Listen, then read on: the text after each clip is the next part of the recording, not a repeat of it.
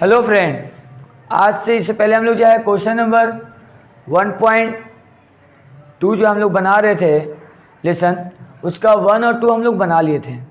आज हम लोग जो है 3 से स्टार्ट करेंगे और जो है हम लोग पूरा क्वेश्चन आज सॉल्व करेंगे। ठीक है, तो चलो स्टार्ट करते हैं। अभाज्य गुणनखंड विधि द्वारा निम्नलिखित पूर्णांकों के एचसीएफ और एलसीएम ज्ञात कीजिए। ठीक है, इसके में क्वेश्चन नंबर जो आप लोग 2 बनाए थे उसमें आपको जो है गुणनखंड जो आपका क्वेश्चन नंबर 2 में लागू हो रहा था कि जांच कीजिए, इसमें जांच नहीं करना है। ठीक है, आपका जो है पहला नंबर क्वेश्चन है 1 to 12, 15 और 21। ठीक है, मैं इसको जो है बहुत आसानी से आपको बताऊंगा। अभाज्य गुणनखंड विधि बनाएंगे, आप लोग छोटे क्लास में भी पढ़ चुके हैं। ठीक है, तो चलिए पहले हम 12 का करते हैं, फिर करेंगे आपको 15 का और फिर करेंगे 21 का। ठीक है, चलो करते हैं। 2 से करेंगे तो कितना आएगा 6, फिर करेंगे कितना आएगा 2 3 6, और फिर 3 से करेंगे कितना आएगा 1 आएगा। ठीक है, 3 से करेंगे 3 5 कितना होता है 15, 5 से करेंगे 5 कम 5। ठीक है, 3 से करेंगे 3 7 21, 7 से करेंगे कितना आएगा 1 आएगा। ठीक है, तो लिखेंगे अभाज्य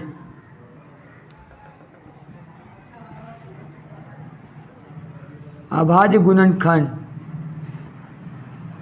अभाज्य गुणनखंड। तो 12 का करेंगे कितना आएगा 2 गुने 2 और गुने 3 गुने 1।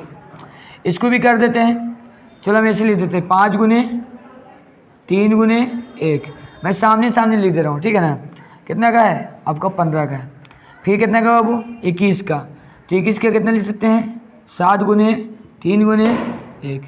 देखिए आप जो है पहले इसके में हम क्या निकालना है, हमको एचसीएफ निकालना है। क्या निकालना है, एचसीएफ निकालना है। ठीक है, तो एचसीएफ निकाल देते हैं, लिखेंगे एचसीएफ।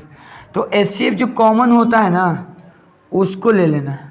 ठीक है, जो कॉमन होगा उसको आप ले लीजिएगा एचसीएफ। ठीक है ना, चूँकि एक भी कॉमन है तो कितना हो जाएगा 3 × 1 इज इक्वल टू कितना होगा 3। तो एचसीएफ आपका कितना हो गया, एचसीएफ आपका 3 आ गया। एचसीएफ निकालना था और क्या निकालना था एलसीएम। तो एलसीएम, तो एलसीएम के लिए क्या करेंगे आप जो है एलसीएम के लिए जो कॉमन है ना उसको एक बार लेना है। 3 × अब बच गया 2 × 2 एंड 5 × 7, 5 × 7। ध्यान देगा कॉमन जो था वो एक बार, बाकी जो आपका बच गया उसको लिख देना है 2 × 2 × 5 × 7, 5 × 7।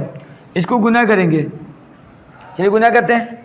5 दूनी 10, 10 दूना 20, 20 3 60, 60 में 0 हटाओ 6 होगा, 6 7 42, 420। ये आपका आंसर आ गया।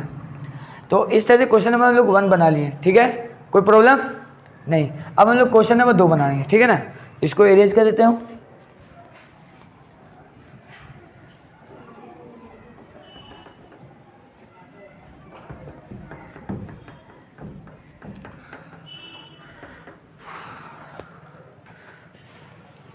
क्वेश्चन 2 में कितना है वो आपका दिया हुआ है 17, 23 और 29, 23 और 29। ठीक है, तो इसको भी बारी बारी करेंगे, ध्यान से देखेंगे। 17, 23, 29 ये सब क्या है वो अभाज्य गुणनखंड, ये किसी से भाग नहीं होगा, है ना। ये किसी से भाग नहीं होगा, जब ये किसी से भाग नहीं होगा, है ना, ये भी किसी से भाग नहीं होगा, तो इसका एचसीएफ कितना होगा, तो लिखेंगे 17, 23, 29 का एचसीएफ कितना होगा, कुछ ना था 1 होगा, है ना। जब कोई का किसी का कुछ नहीं निकल रहा है तो उसका एचसीएफ कितना कर देंगे 1। जब किसी का एलसीएम नहीं निकलेगा तो उसका एलसीएम कितना ले लीजिएगा 1 ले लीजिएगा, कोई प्रॉब्लम। अब जो है इसका क्या करेंगे एलसीएम निकालेंगे, एलसीएम। तो एलसीएम करेंगे 17, गुने 23 और गुने 29। तो 17 को 23 से गुना कीजिएगा, 17×51 को 1, 17×51 को 1 और 7 दूनी 34, 34 और 5, 34 5 आपका हो जाएगा 39 इंटू 29। तो आपको आएगा 11 है ना 339। ये आपको इतने से गुना कीजिएगा इतना आएगा। ये आपका क्या हो गया, एलसीएम आपका आ गया। ठीक है, बहुत ईजी है, आपको तो 10th में इतना तो आना ही चाहिए, है ना। चलिए अब क्वेश्चन नंबर हम लोग जो है बढ़ते हैं 4 की तरफ।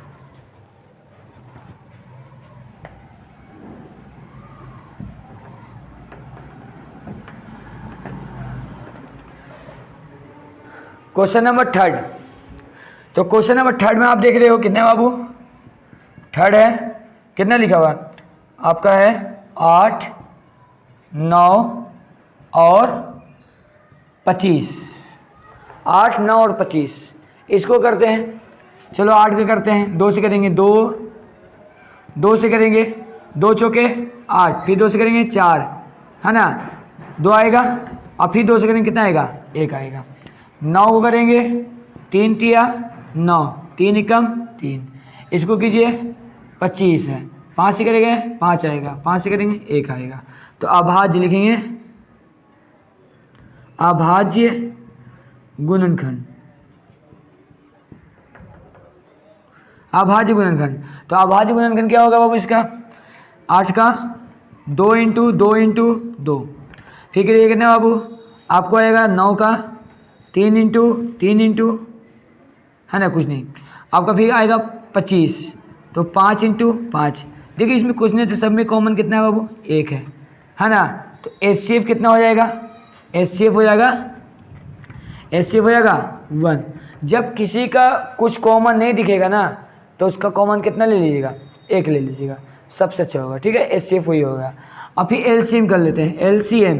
तो एलसीएम करेंगे, सबको गुना कर देंगे, कितना बाबू 8 गुने 9 और गुने 25, 25 × 200 इंटू 9 कितना आएगा 1800।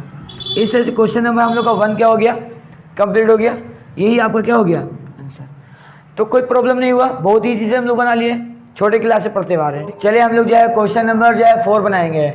बोला एचसीएफ इतना बराबर 9 दिया है, ठीक है, एलसीएम भी दिया हुआ आपका है, तो हमको ज्ञात करना है, एलसीएम को निकालना है। ध्यान दीजिएगा, आपका प्रथम संख्या दिया है, क्या करेंगे, दिया है, क्या दिया है भाई, प्रथम संख्या, प्रथम संख्या कितना होगा 306, ठीक है। द्वितीय संख्या कितना होगा 657, ठीक है। एचसीएफ कितना दिया हुआ है, एचसीएफ आपका 9 दिया हुआ है। एलसीएम क्या निकालना है, व्हाट, एलसीएम को निकालना है। एचसीएफ आपको पता है, प्रथम संख्या पता है, द्वितीय संख्या भी पता है, तो लिखेंगे हम जानते हैं, क्या जानते हैं बोलिए, कि प्रथम संख्या इंटू द्वितीय संख्या बराबर होता है एचसीएफ इंटू एलसीएम। ये होता है प्रथम संख्या द्वितीय संख्या, था प्रथम संख्या कितना होगा बाबू 306 इंटू 657 बराबर एचसीएफ आपको पता है 9 और एलसीएम आपको निकालना है, ठीक है। ये 9 कहाँ जाएगा, बटे में जाएगा, 306 इंटू 657 बाई 9 बराबर है एलसीएम। इससे करे काटे इसको, 9 × 27, 3 बचेगा, 9 × 36, 34 आया, 34 इंटू 657 बराबर एलसीएम। तो आपका एलसीएम जो हो जाएगा, इसको गुना कीजिए तो आपका हो जाएगा एलसीएम बराबर 22, 33, 8। ये आपका क्या आएगा, एलसीएम आएगा। गुना करने पर 34 को इतना से गुना कीजिएगा तो इतना आएगा, ठीक है। इस तरह से क्वेश्चन नंबर हम लोग जो है 4 भी बहुत आसानी से बना लिए। इसको आप जो है फिर से आप इसको दूसरी 2 बार देख लीजिएगा, अच्छे से आपको समझ में आ जाएगा, ठीक है। चलिए अब क्वेश्चन नंबर 5 बनाते हैं। बोला यदि क्वेश्चन नंबर 5 बोला है जांच कीजिए कि क्या किसी प्राकृत संख्या n के लिए संख्या 6 पावर n अंक 0 पर समाप्त हो सकती है। मतलब 0 पावर n मतलब 6 पावर n पे वो समाप्त हो सकती है। कोई अगर इसका जो है स्क्वायर करेंगे तो कभी 0 पर समाप्त होगा नहीं होगा ना। जैसे हम फॉर एग्जाम्पल बोलेंगे, आप देखो बोलेंगे यदि किसी संख्या को 0 पर समाप्त करना हो तो उसके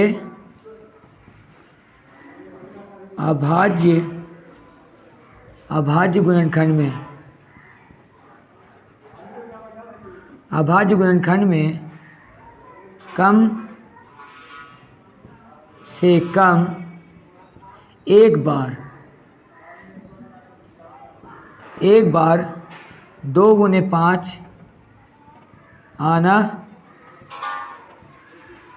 चाहिए। अगर तो क्या लिखेंगे यदि किसी संख्या को 0 पर समाप्त करना हो तो उसके अभाज्य गुणनखंड में कम से कम 1 बार 2 गुने 5 आना चाहिए। इतना में से कोई भी आएगा तो वो क्या हो जाएगा मतलब कि 0 हो जाएगा। तो जैसे आता 6 का अभाज्य गुणनखंड, 6 का अभाज्य गुणनखंड तो 6 का करते हैं। चलो 6 का करेंगे, 2 तिया 6, इसलिए लिखेंगे 6 बराबर 2 गुने कितना 3, 2 गुने 3 आ रहा है। ये अभाज्य गुणनखंड है लेकिन ये 0 पर समाप्त नहीं हो रहा। लेकिन चूंकि 6 का अभाज्य गुणनखंड करने पर 2 गुने 5 के रूप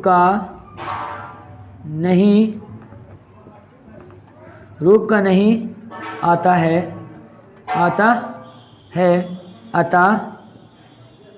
अतः या किसी भी प्राकृत संख्या n क्या लिखा अतः किसी प्राकृत संख्या n के लिए। ठीक है, तो इस तरह से क्वेश्चन नंबर हम लोग जो है बना लिए। क्वेश्चन नंबर 5 बना लिए है ना। अब हम लोग क्वेश्चन नंबर 6 की ओर आएंगे। ठीक है, चलिए हम लोग क्वेश्चन नंबर 6 बनाते हैं। बोला व्याख्या कीजिए कि 7 × 11 × 13 प्लस 13 और 7 × 6 × 5 × 4 × 3 × 2 × 1 प्लस 5 भाज्य संख्या है। मतलब हमको दिखाना है कि भाज्य संख्या। तो चलिए पहले हमको ये समझना है कि भाज्य संख्या अभाज्य संख्या होता क्या है। तो भाज्य संख्या एक होता है अभाज्य संख्या। अभाज्य संख्या तो भाज्य संख्या और अभाज्य संख्या वैसे तो हम लोग देख के पहचान लेते हैं कि कौन भाज्य संख्या और कौन अभाज्य संख्या है। तो भाज्य संख्या जिसे हम कह सकते हो, आप लिख देते हो 8, लिख देते हो 10, 6, ये सब क्या है भाज्य संख्या है। ये खुद से भी कटती है और किसी और से भी कटती है। तो वैसी संख्या जो खुद से भी कटे और दूसरे से भी कटे तो वो भाज्य संख्या कहलाती है। अभाज्य संख्या जैसे हम कहेंगे 2, 3 है ना, 7, 5, ये सब क्या है, ये खुद से कटेगा या तो एक से कटेगा, इसके अलावा और किसी से नहीं कटेगा, स्वयं से कटेगा किसी और से कटेगा। तो वैसी संख्या जो दूसरे से नहीं कटती है सिवाय से कटे तो वैसी संख्या को हम क्या कहते हैं अभाज्य संख्या। भाज्य संख्या जैसे मैंने अभी बताया कि आप इसको तोड़ सकते हो 2 गुने 4 भी तोड़ सकते हो और आप चाहो तो इसको ऐसे भी कर सकते हो 2 गुने 3 भी तोड़ सकते हो है ना। इस तरह से भी तोड़ सकते हो, 4 दूनी 8 भी कर सकते हो, 2 दूनी 4 दूनी 8 भी कर सकते हो। 10 को तोड़ोगे तो 2 गुने 5 भी कर सकते हो। इसको आप 6 को तोड़ोगे तो 2 गुने 3 कर सकते हो। तो भाज्य संख्या क्या होती है, स्वयं से तो करती है, उसके अलावा और भी किसी से वो कर सकती है, वे संख्या को क्या कहते हैं, भाज्य संख्या, है ना। अभाज्य संख्या जो स्वयं से कटे और किसी से नहीं कटता वैसे कहते हैं अभाज्य संख्या। तो ध्यान देते हैं, मतलब जिसको 2 से कह सकते हैं 2 से अधिक बार लिखा जाता है, लिखा जाता हो कर देते हैं, लिखा जाता हो। जैसे आप कह सकते हैं एग्जाम्पल के तौर पर 6, तो 2 3 6 गुने 1 लिख सकते हैं कि नहीं लिख सकते हैं। लिखा हुआ 8, तो ध्यान दो यहाँ पे 8 को कैसे लिख सकते हो आप, 2 गुने 2 गुने 2 और गुने 1, 2 से ज़्यादा बार होना चाहिए, मतलब 2 से ज़्यादा बार। अब इसी को देख लो 6 बार, इसको देख लेते हैं, मान लिया 2 को ले लेते हैं, चलो 2 को ले लिया तो 2 गुने 1, और बताओ और तोड़ सकते हो 2 को, नहीं तोड़ सकते हो, मतलब 2 से ज़्यादा बार नहीं लिखेंगे, 2 से ज़्यादा बार नहीं, 2 से ज़्यादा बार नहीं। तो वैसी संख्या जो 2 से ज़्यादा बार नहीं लिखा जाता हो वैसी संख्या क्या कहते हैं, अभाज्य संख्या, और जिसको हम 2 से ज़्यादा बार लिख सकते हो उसको भाज्य संख्या। तो ध्यान देगा आप, ये यहाँ पे देख रहे हो, क्या देख रहे हो, केस 1 में आप देख रहे हो कितना है वो 7 × 11 × 13 प्लस 13, कॉमन क्या दिख रहा है आपको 13, तो क्या हो जाएगा 13 कॉमन है तो 7 × 11 चूँकि आपका जो 13 बाहर आ गया लिख दीजिए प्लस कितना 1, तो आप देखो कि आपका क्या हो जाएगा 13 × 11 77 प्लस 1, तो कितना हो जाएगा 13 × 78 × 1। देखो 2 से ज़्यादा बार लिखा जा सकता है, लिखेंगे 2 से अधिक बार गुणनखंड होने के कारण यह एक क्या है, यह एक भाज्य संख्या है, यह एक भाज्य संख्या है। हो गया। अब चलते केस 2 में चलते हैं, केस 2। तो केस 2 में आप देखो कितना लिखा बाबू, 7 × 6 × 5 × 4 है ना, आपका जो है 3 × 2 × 1 और प्लस 5, सब में कॉमन क्या दिख रहा है आपको 5, तो 7 × 6 × आपका 4 × 3 × 2 और प्लस 1। तो आप देखो यहाँ पे क्या लिखते हो, करते हैं क्या गुना करेंगे भाई, यहाँ पे आप इसको करो, ऐसे कर दो, यहाँ पे 7 6 42 इंटू यहाँ पर 4 3 दूने 6 6 चौके 24 है ना, गुना कर दो, प्लस कितना होगा यहाँ पे है प्लस 1, तो पहले इसको कर दो 5 इंटू गुना करो, 24 दूना 48 को 8, हाथ में रहा 9 और साथ में रहा 4 और 24 चौके 96 96 और 4 102 है ना, और प्लस 1। तो देखो यहाँ पे कितना हो जाएगा बाबू, आपको हो जाएगा है ना, तो यहाँ पर आपको कितना हो जाएगा 5 इंटू 129 है ना, 129 इंटू कितना 1। तो आप देखो इसको 2 से अधिक बार लिख सकते हो, तो ये क्या बाबू आप यही को लिख दीजिएगा फिर दोबारा, तो आपका आंसर हो जाएगा। इस तरह से क्वेश्चन नंबर लोग क्या किए 6 से बना लिए। अब क्वेश्चन नंबर 7 बनाएंगे, ठीक। क्वेश्चन नंबर 7 थोड़ा सा बड़ा होने के कारण जो है इसको पढ़ते रहें। बोलता है किसी खेल के मैदान के चारों ओर एक वृत्ताकार पथ है। आप लोग जाते हैं मैदान में देखते होंगे कि चारों तरफ दौड़ने के लिए ट्रैक बना होता है ना, पथ है। इस मैदान का एक चक्कर लगाने में सोनिया को 18 मिनट लगते हैं। सोनिया जो है अगर उस मैदान का एक चक्कर लगाती है तो 18 मिनट लेती है, ठीक है, जबकि उसी मैदान का एक चक्कर लगाने में रवि को 12 मिनट लगते हैं। रवि जो है 12 मिनट में वही मैदान का चक्कर लगा देता है।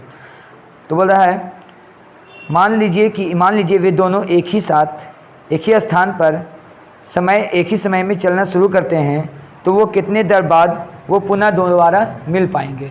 ध्यान दीजिएगा, एक मैदान है बाबू, और मैदान जो है इसकी चारों तरफ क्या ट्रैक बना हुआ है।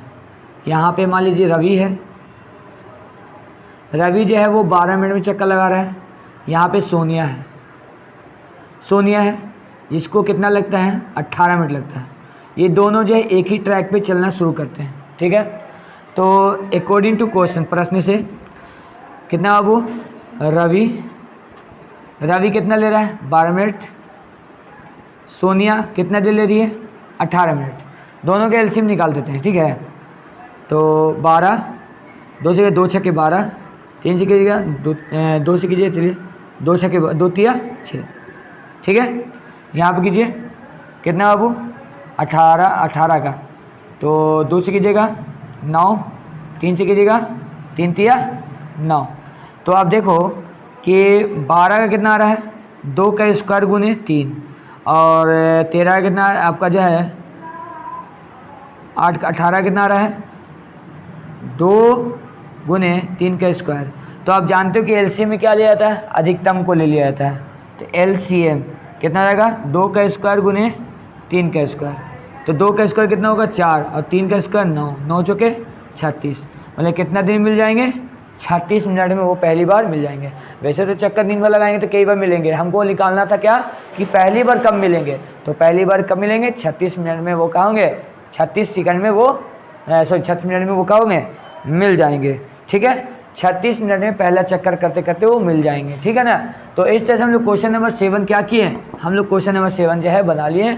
अब जो है हम लोग लेसन 1.3 में आएंगे, ठीक है। आगे डिस्कशन में आप चेक कर लीजिएगा। Thank you very much for watching, ठीक है। वीडियो अच्छी लगी हो तो लाइक जरूर कीजिए, है ना, ठीक, थैंक यू।